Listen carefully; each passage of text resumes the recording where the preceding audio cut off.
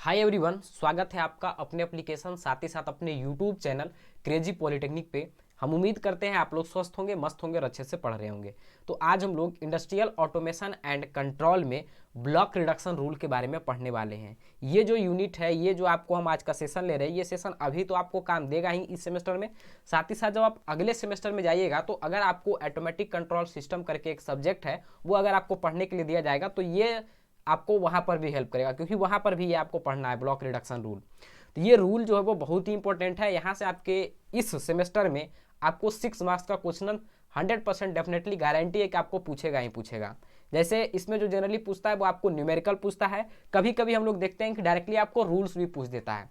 तो यहाँ पर जो रूल्स हम लोग पढ़ेंगे, यही सारे रूल को अप्लाई करके हम लोग न्यूमेरिकल को बनाएंगे, जो कि बहुत ही शानदार न्यूमेरिकल होता है, बहुत ही ईजी होता है। अगर आप सही से सही वे में अगर आप इक्वेशन जो भी हमारा जो रूल्स है उसको अगर आप अप्लाई करते हैं तो हमारा जो भी क्वेश्चन होता है वो बहुत इजीली बनता है। वो जब आप आगे पढ़िएगा, रूल्स पढ़ने के बाद जब आपको न्यूमेरिकल हम बताएंगे तो वहाँ पर आपको क्लियर हो जाएगा।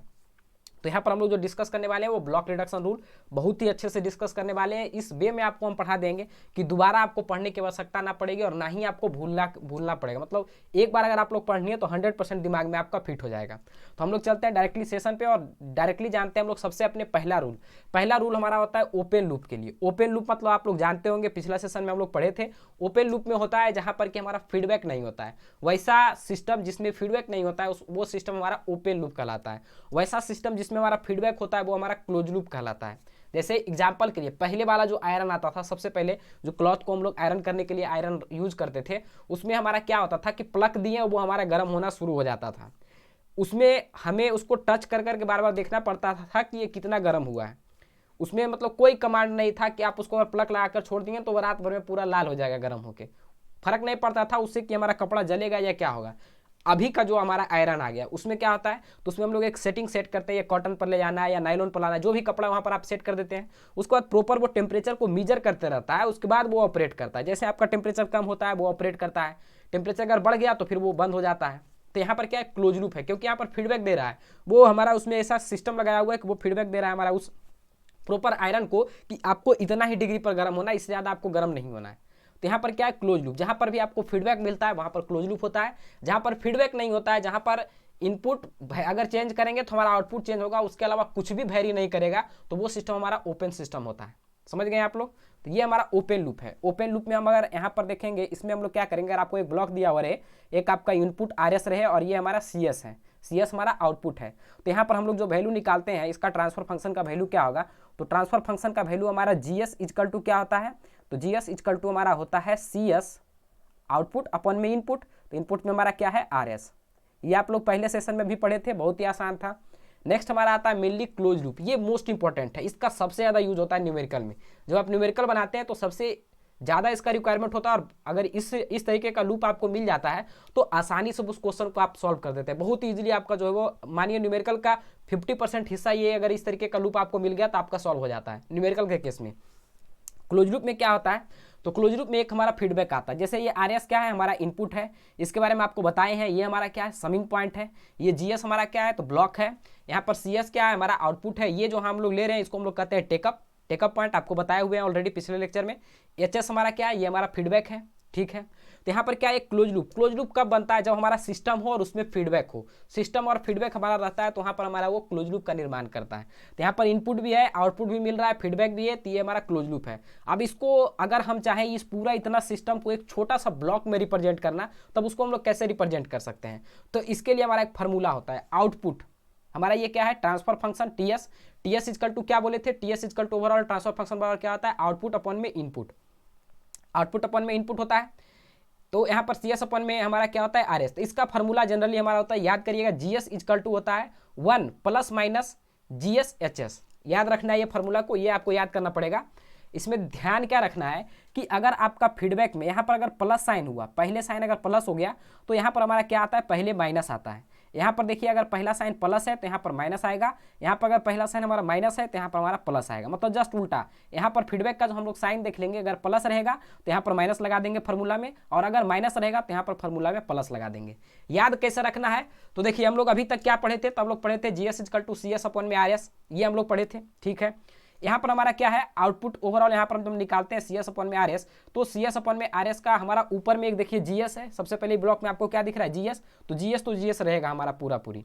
नीचे में क्या होगा 1 प्लस ये GS, तो ऊपर वाला GS और नीचे वाला HS जो हमारा है वो मल्टीप्लाई हो जाएगा, तो ये हो जाता है 1 प्लस माइनस GS इंटू में HS। इस तरीके से ये फॉर्मूला आपको याद करना पड़ेगा, सिर्फ यही फॉर्मूला आपको याद करना है, बाकी का सब ट्रिक है, आसानी से याद हो जाएगा। इसमें याद क्या रखना है, तो देखना है सिंपली हमारा GS देखिए ऊपर में है, तो GS हमारा ऊपर में आ गया, नीचे में क्या होगा, तो नीचे में हम लोग 1 और यहाँ पर साइन देख लेंगे कैसा साइन है, अगर प्लस रहेगा तो माइनस लगा देंगे, माइनस रहेगा तो प्लस लगा देंगे और फिर इन दोनों को मल्टीप्लाई करके लिख देंगे।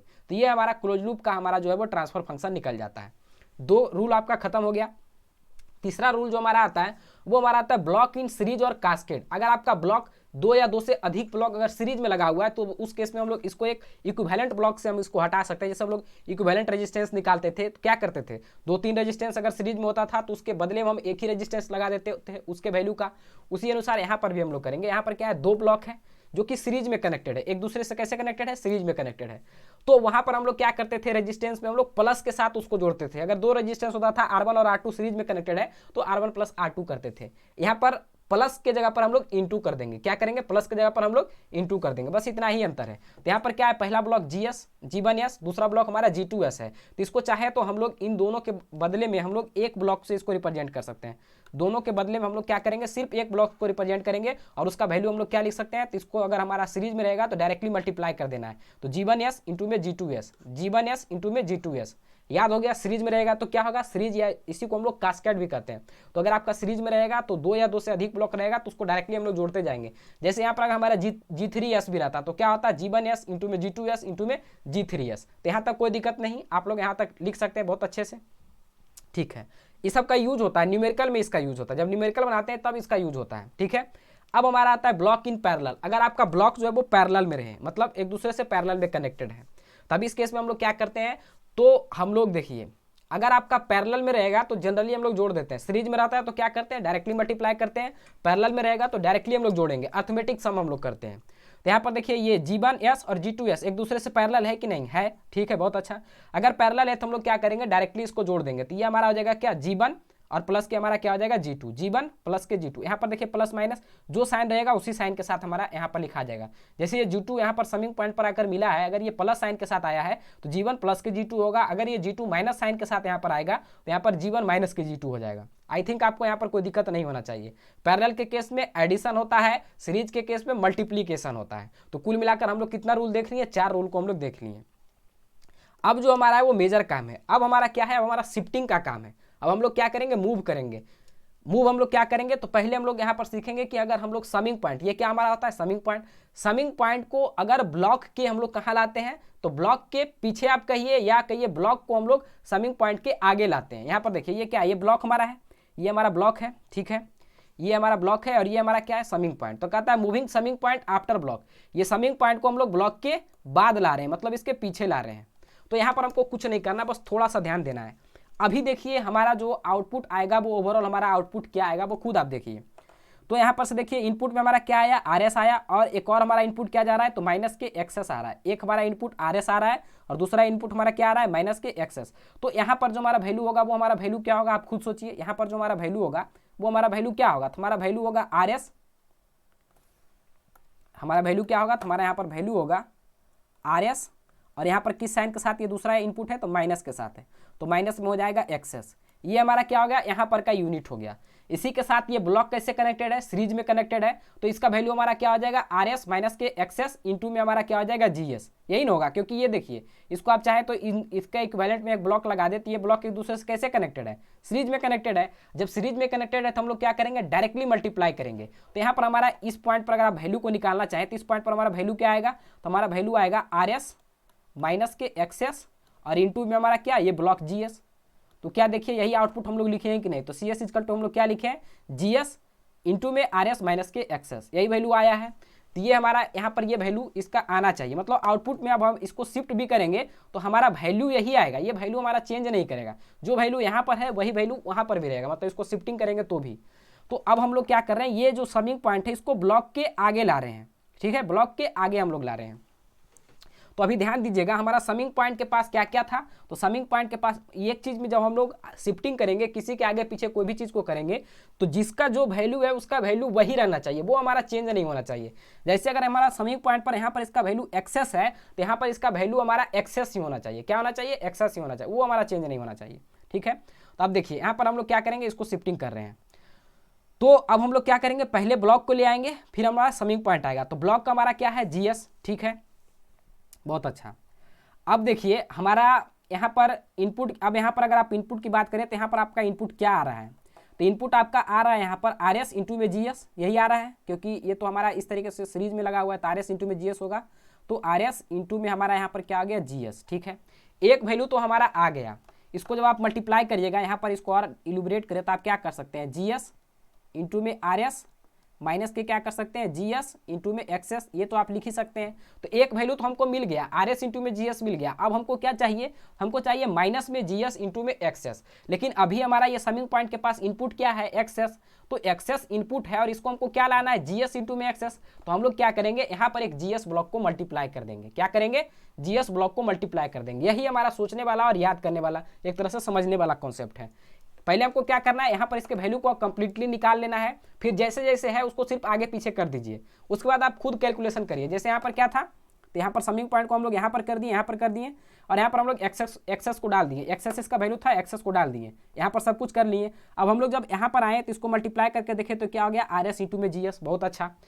अब हम लोग देखें कि जी एस आर एस एक वैल्यू तो हमको मिल गया, लेकिन एक वैल्यू हमारा और है, क्या है? माइनस के जी एस इंटू में एक्सेस। लेकिन अगर हम लोग, आप खुद देखिए कि अगर ये जी एस को हम इसमें मल्टीप्लाई नहीं करते हैं, तब हमारा यहाँ पर वैल्यू क्या आएगा? आप खुद देखिए यहाँ पर। अब जो अगर इस जी एस को हम यहाँ पर मल्टीप्लाई नहीं करते हैं, तो हमारा वैल्यू आएगा आर एस इंटू में जी एस, ये वैल्यू हमारा आएगा समिंग में।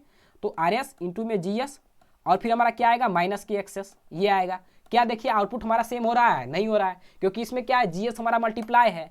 अब अगर हमको इसको सेम आउटपुट लाना है, तो सेम आउटपुट लाने के लिए हम लोग क्या करेंगे, तो यहाँ पर हम लोग जीएस से इसको मल्टीप्लाई कर देंगे, एक ब्लॉक को लगा देंगे। जैसे आप एक ब्लॉक को लगाइएगा, तो अब जो हमारा यहाँ पर इनपुट आ रहा है, वो इनपुट हमारा क्या हो जाएगा? तो हमारा हो जाएगा जीएस इंटू में एच एस। ये हमारा इनपुट होगा कि नहीं? एक्सेस है हमारा, तो जीएस इंटू में एक्सेस। ध्यान दे रहे होंगे तो आपको क्लियरली समझ में आ रहा होगा कि कुछ भी नहीं है। तो यहाँ पर क्या हो गया? जीएस इंटू में एक्सेस। अब देखिए हमारा आउटपुट क्या निकलेगा। अब देखते हैं हम लोग कि हमारा आउटपुट क्या निकलता है।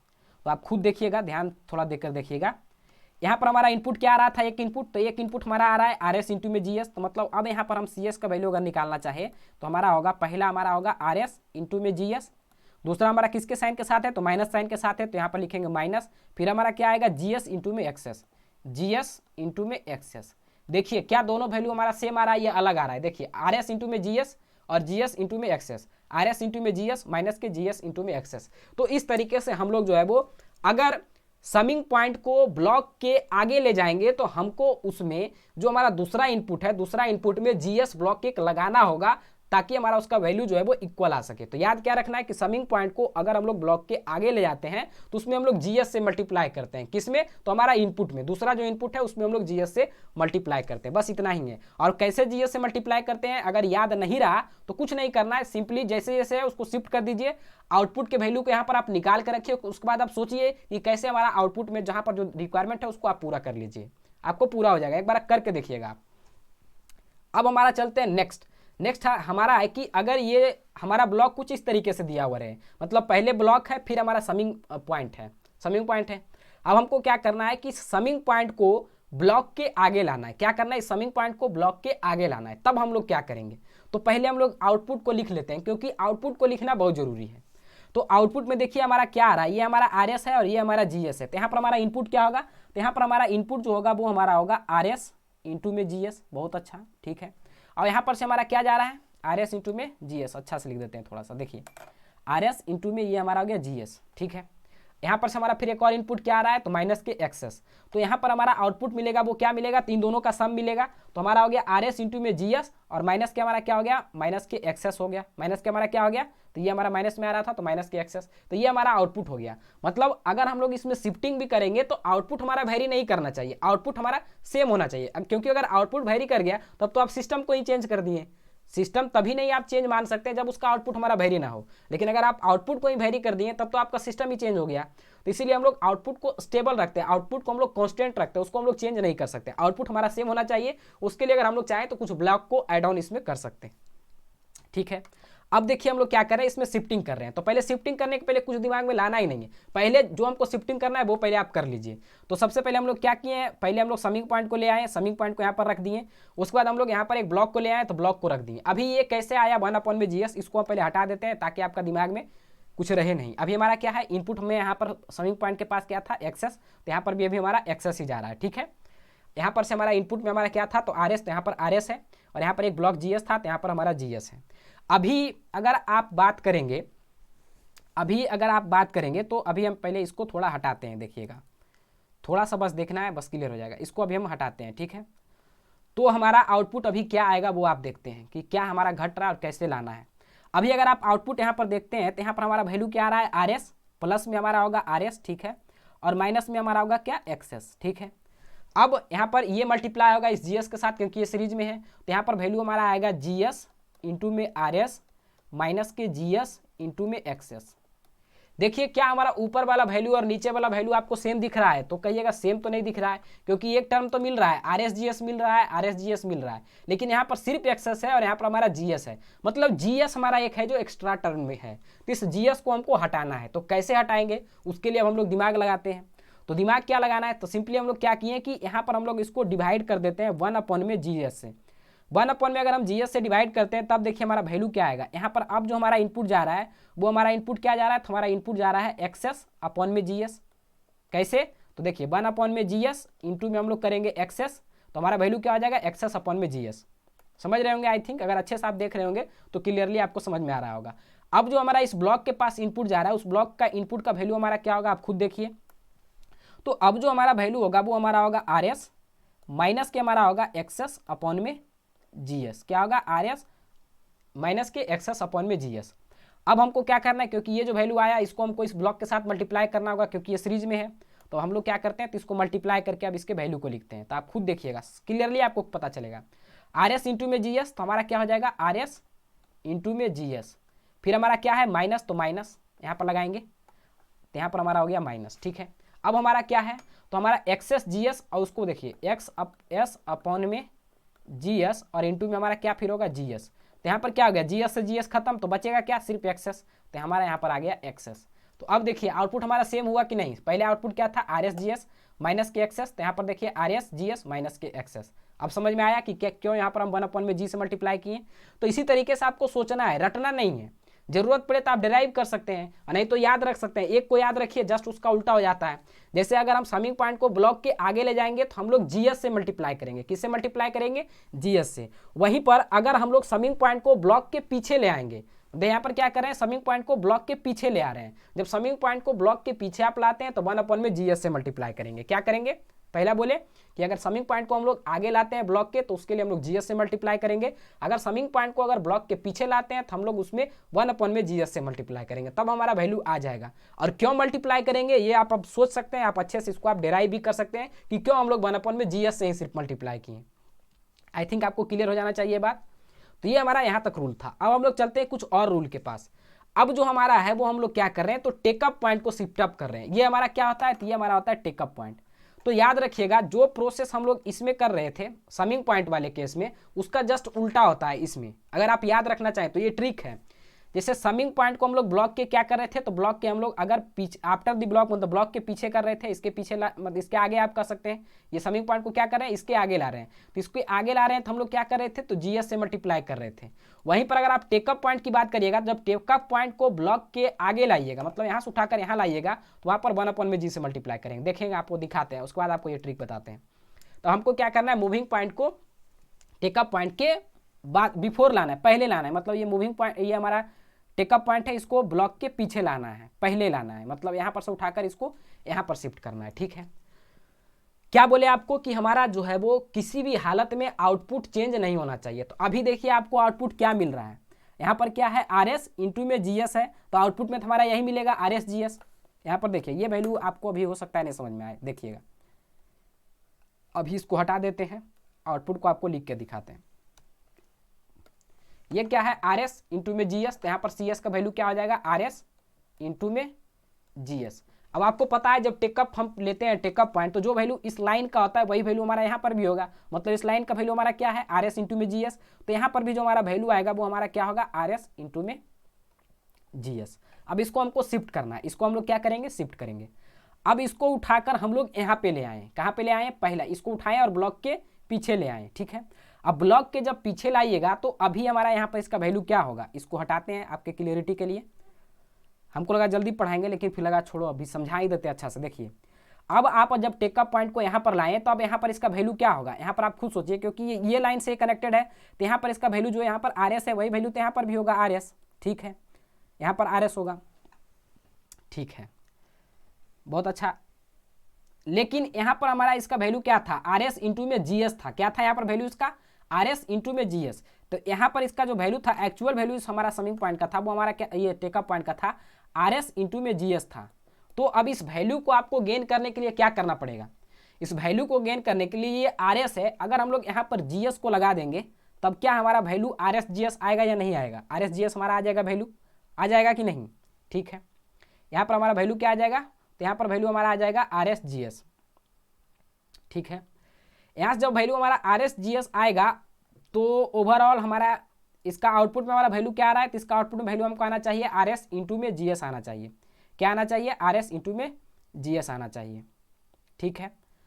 तो यहाँ पर से हम लोग देखते हैं, देखिए तो यहाँ पर से अब जब मल्टीप्लाई करते हैं यहाँ पर देखिए हमारा वैल्यू क्या हो गया आर एस इंटू में जी एस, इसका वैल्यू तो हमारा सेम ही आ रहा है, यहाँ पर टेकअप पॉइंट में वैल्यू तो आर एस ही आ रहा है और आउटपुट में हमको चाहिए था क्या आर एस इंटू में जी एस। ध्यान दीजिएगा यहाँ पर हमारा टेकअप पॉइंट का वैल्यू क्या है आर एस इंटू में जी एस। अगर हम लोग यहाँ पर जी एस से मल्टीप्लाई नहीं करते हैं तो यहाँ पर वैल्यू हमारा क्या रहेगा आर एस ही रहेगा, लेकिन अभी हमारा इनपुट में कोई चेंजिंग नहीं होगा क्योंकि इनपुट में यहाँ पर आर एस था, यहाँ पर भी आर एस ही आ रहा है, तो यहाँ पर ओवरऑल आपका वैल्यू क्या होगा आर एस इंटू में जी एस ही होगा। ध्यान दीजिएगा यहाँ पर एक बार और आपको बताते हैं, ध्यान से थोड़ा समझिएगा। हम क्या बोले कि जिसका जो वैल्यू है वो वैल्यू चेंज नहीं होगा, जिसका जो वैल्यू है वो वैल्यू हमारा चेंज नहीं होगा। तो यहाँ पर हमारा क्या है आर एस, ठीक है, यहाँ पर हमारा क्या है, तो यहाँ पर हमारा है आर एस, आर एस है। अब यहाँ पर से हम टेकअप ले रहे हैं तो यहाँ पर भी वैल्यू हमारा क्या होगा आर एस होगा, लेकिन पहले देखिए क्या ये टेकअप पॉइंट का वैल्यू क्या था आर एस इंटू में जी एस था, तो ये वैल्यू तो हमको यहाँ पर मिलना चाहिए क्योंकि अगर अभी हम यहाँ पर बात करें तो यहाँ पर वैल्यू हमारा क्या होगा आर एस ही सिर्फ होगा, लेकिन हमको चाहिए क्या आर एस जी एस चाहिए। तो यहाँ पर हम लोग क्या करेंगे तो जी एस एक ब्लॉक लगा देंगे, अब इसको मल्टीप्लाई करेंगे तो आर एस जी एस आ जाएगा। अभी यहाँ पर हमारा इनपुट क्या आ रहा है, तो यहाँ पर हमारा इनपुट देखिए क्योंकि सेम है तो हमारा यहाँ पर आर एस ही आ रहा है इनपुट, आर एस इंटू में जी एस, आउटपुट हमारा क्या आ गया आर एस जी एस आ गया। आई थिंक आपको समझ में आ गया होगा कि क्यों हम लोग जी से मल्टीप्लाई किए, तो जो हमारा वैल्यू है उसको सेम रहना चाहिए। उसी तरीके से इसका अगला देखिए क्या कहता है, तो अगला में हमारा कहता है कि move take up point after the block. अब हमको क्या करना है कि हमारा कनेक्शन कुछ इस तरीके से, टेकअप पॉइंट जो है वो ब्लॉक के पहले है, इसको अब हमको क्या करना है ब्लॉक के बाद लाना है, ब्लॉक के बाद शिफ्ट करना है, मतलब टेकअप पॉइंट को यहाँ से उठाकर यहाँ पर लाएंगे। तो ध्यान दीजिएगा यहाँ पर हमारा टेकअप पॉइंट का वैल्यू क्या है, यही मेन हमारा इंपॉर्टेंट पॉइंट है, यही आपको समझना है। यहाँ पर टेकअप पॉइंट का हमारा वैल्यू क्या है, तो यहाँ पर टेकअप पॉइंट का हमारा जो वैल्यू आ रहा है क्योंकि इसी के साथ कनेक्टेड है तो ये आर एस है तो ये भी आर एस है। अब इसको जब हम लोग यहाँ पर शिफ्ट करेंगे तो यहाँ पर इसका वैल्यू यही होना चाहिए, excess equal to R S ही होना चाहिए, कोई दूसरा वैल्यू हमको नहीं होना चाहिए। तो अब यही हमको देखना है कि कैसे इस वैल्यू को हम लोग मेंटेन कर पाएंगे, ठीक है। अब जब हम लोग शिफ्ट किए तो यहाँ पर हमारा आउटपुट क्या हो गया ओवरऑल आर एस इंटू में जी एस, तो आर एस जी एस हो गया। अब इसको हम लोग शिफ्ट कर रहे हैं, शिफ्ट जब हम लोग कर दिए तो अब ये किस ब्रांच से कनेक्टेड है, तो ये ब्रांच से इस एरो से कनेक्टेड है, इस एरो का वैल्यू क्या है आर एस इंटू में जी एस। तो यहाँ पर हमारा वैल्यू क्या होगा, यहाँ पर हमारा वैल्यू होगा आर एस इंटू में जी एस। हालांकि हमारा वैल्यू इसका क्या था, देखिए इसका वैल्यू क्या था, सिर्फ हमारा आर एस था। तो अब इस आर एस को लाने के लिए आपको क्या करना होगा, इस जी एस को खत्म करना होगा। तो इस जी एस को खत्म करने के लिए आप क्या कर सकते हैं, 1 में अगर जी एस से आप इसको मल्टीप्लाई कर दें तो जी एस खत्म हो जाएगा, सिर्फ हमारा आर बच जाएगा। तो यही काम को हम लोग करते हैं। तो यहाँ पर हम लोग क्या करते हैं, एक ब्लॉक को लगाते हैं जिसका कि वैल्यू हमारा होगा 1 में जी एस, क्या होगा 1 में जी एस, एक ब्लॉक लगा देंगे। अब देखिए ये जब मल्टीप्लाई होगा आर एस जी एस, यहाँ पर देखिए आर एस जी एस और इंटू में ये ब्लॉक का वैल्यू क्या है 1 में जी एस, तो ये जी एस खत्म हो जाएगा, बचेगा क्या सिर्फ आर एस। यहाँ पर देखिए एक्सेस बराबर आर एस था, यहाँ पर भी हमारा एक्सेस बराबर आर एस था, आउटपुट में आर एस जी एस है, यहाँ पर भी आउटपुट में आर एस जी एस है। आई थिंक आपको क्लियरली ये भी पॉइंट समझ में आ गया होगा। अब देखिए आप खुद देखिए क्या इसमें कुछ चेंजिंग हुआ है कि नहीं हुआ है।